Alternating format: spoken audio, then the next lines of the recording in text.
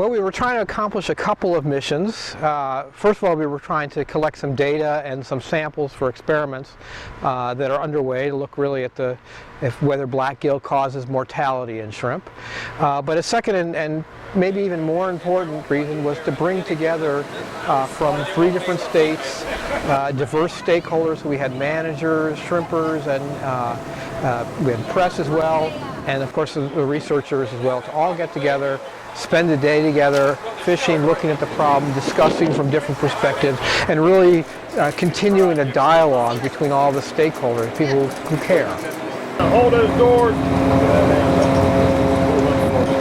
I think it went really great. We hardly caught any shrimp at all, which itself I think was telling and eye-opening to a lot of people.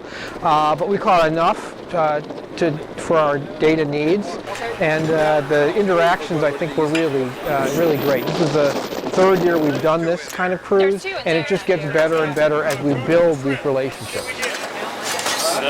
We all have different perspectives. We're all dealing with what is essentially at its core the same problem, the same condition, this parasite that's causing black gill.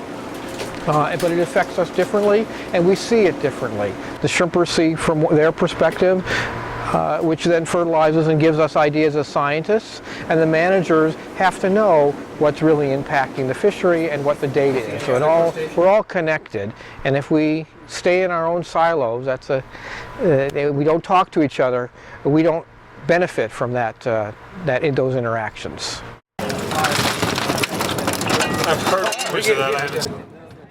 Well, we're continuing our research and continuing building these relationships.